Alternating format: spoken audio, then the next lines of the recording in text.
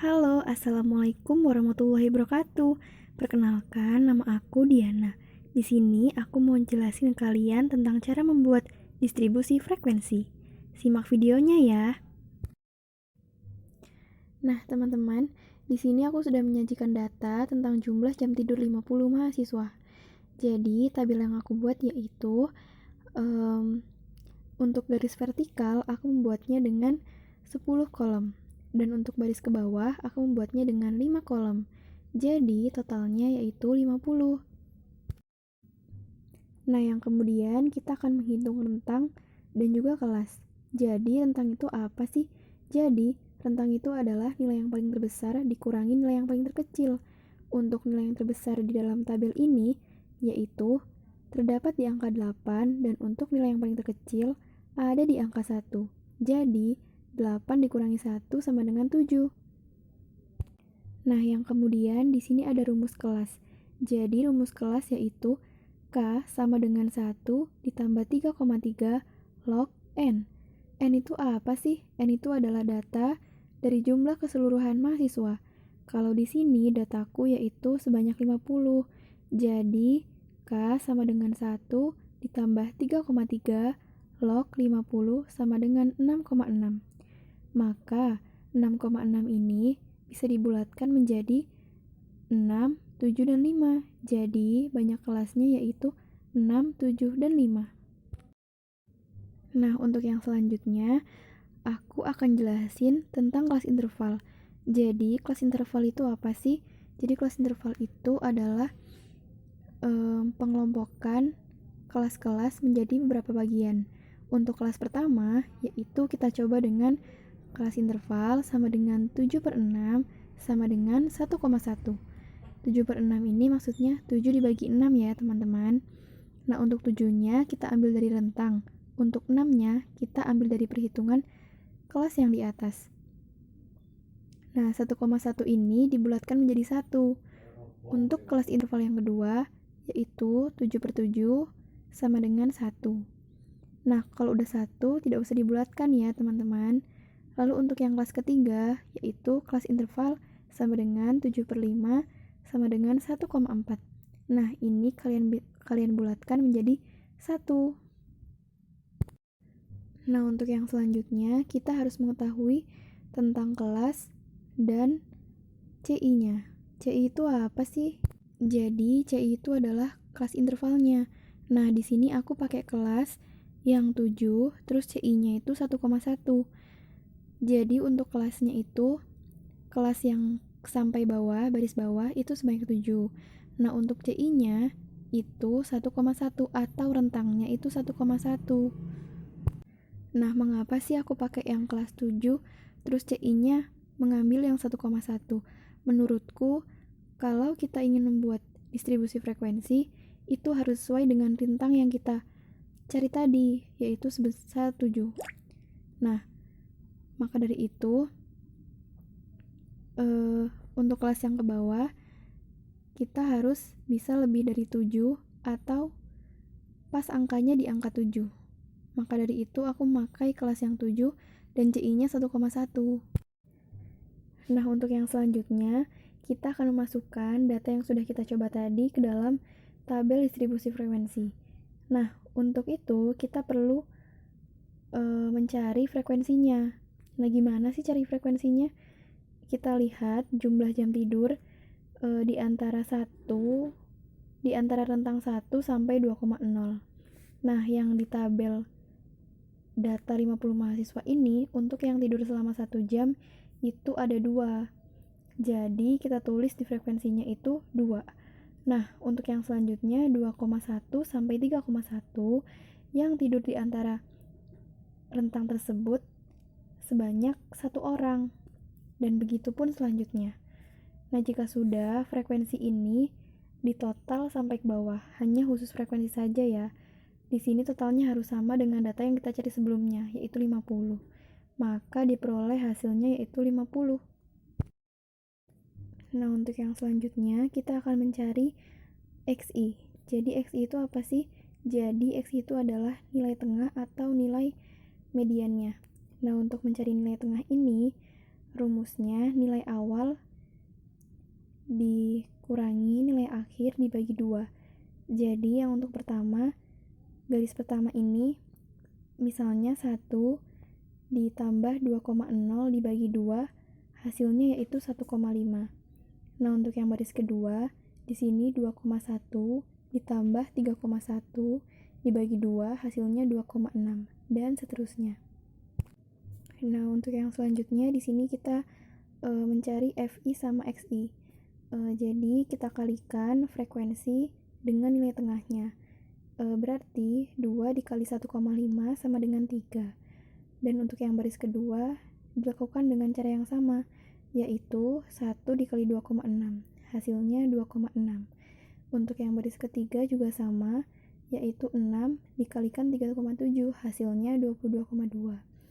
Nah, untuk baris keempat dan baris terakhir, untuk caranya juga sama.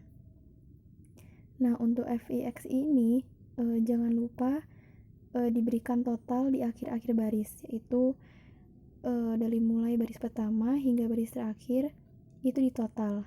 Nah, untuk di tabelku totalnya yaitu 208.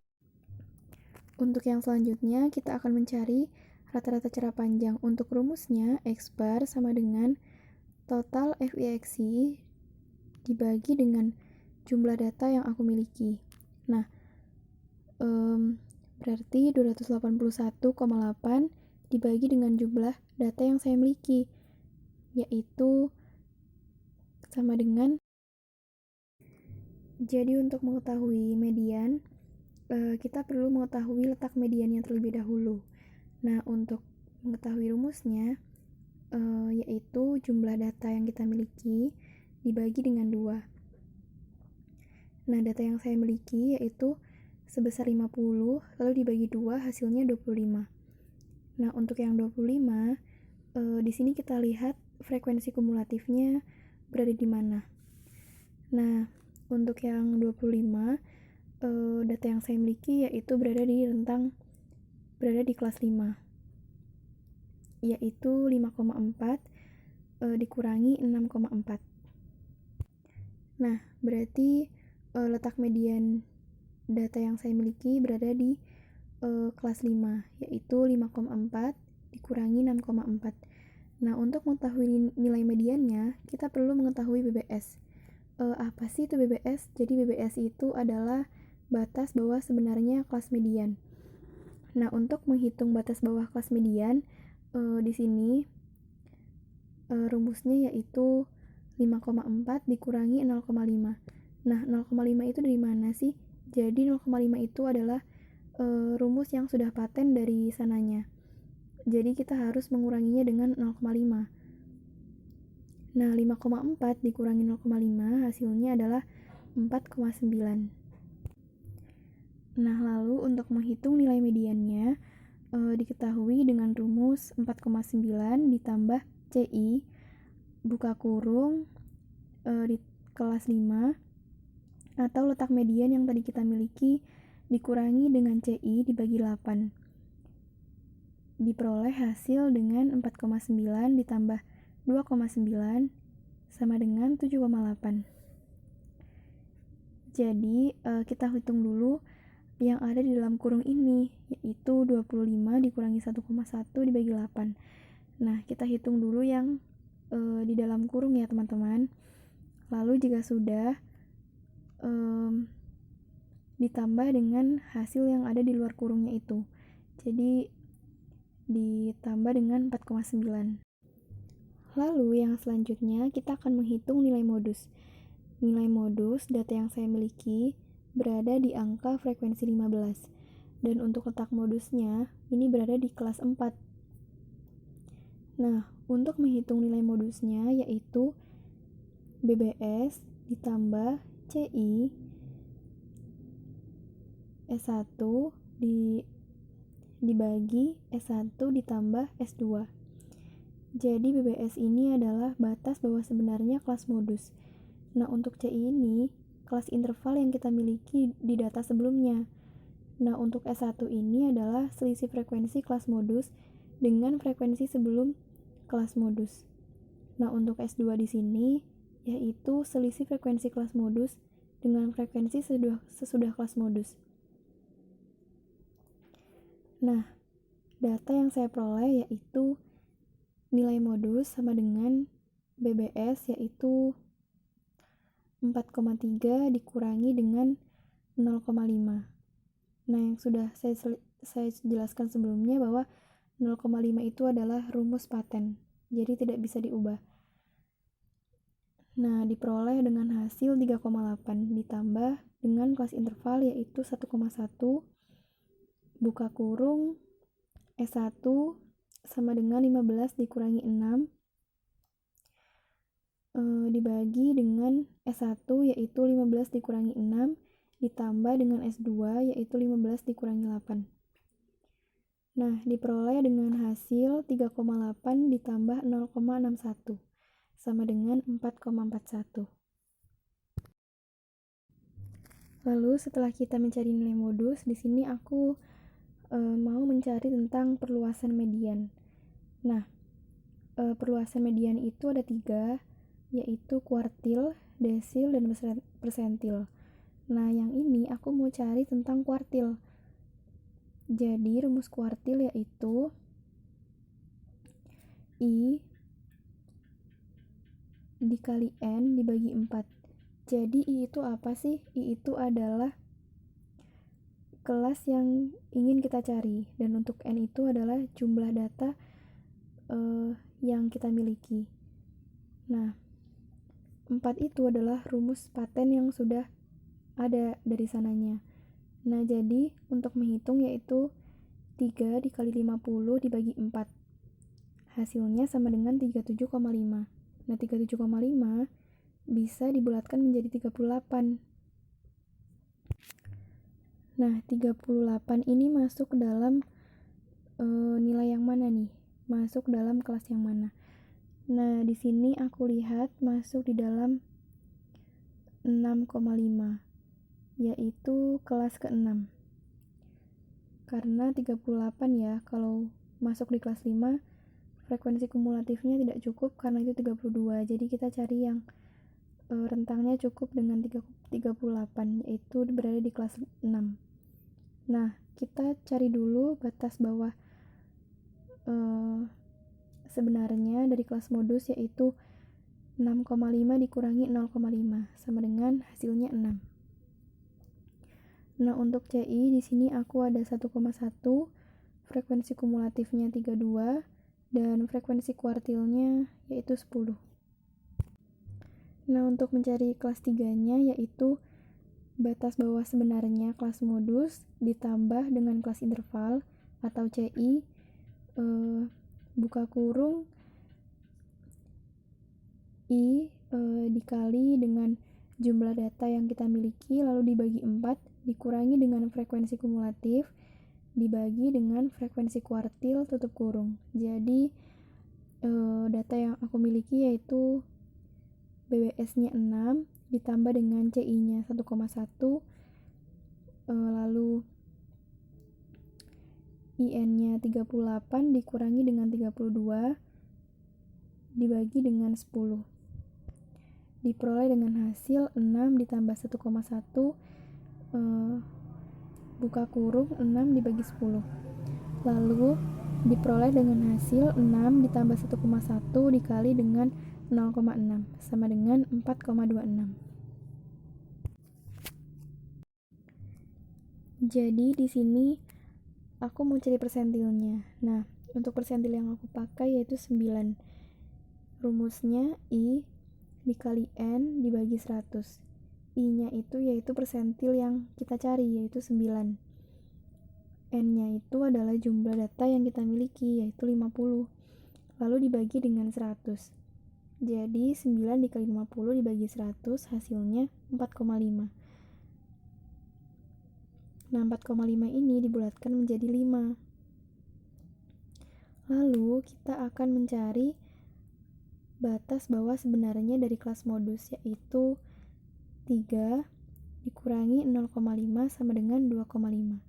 Untuk CI yaitu kita masih tetap memakai kelas interval yang tabel sebelumnya yaitu 1,1 Dan untuk frekuensi kumulatifnya 3, untuk frekuensi persentilnya yaitu 1. Jadi diperoleh dengan persentil 9. Rumusnya yaitu batas bawah sebenarnya ditambah CI atau kelas interval dikali dengan I kali N dibagi 100 dikurangi frekuensi kumulatif dikurangi dengan frekuensi persentil. Diperoleh dengan hasil 2,5 ditambah 1,1 buka kurung 5 dikurangi 3 dibagi dengan frekuensi persentilnya yaitu 1. Jadi 2,5 ditambah 1,1 dikali dengan 2. Kenapa 2? Karena yang ditutup kurung itu sudah dihitung duluan. Jadi 5 dikurangi 3 dibagi 1 sama dengan 2. Dan diperoleh dengan hasil 7,2. 7,2 ini dibulatkan menjadi 7.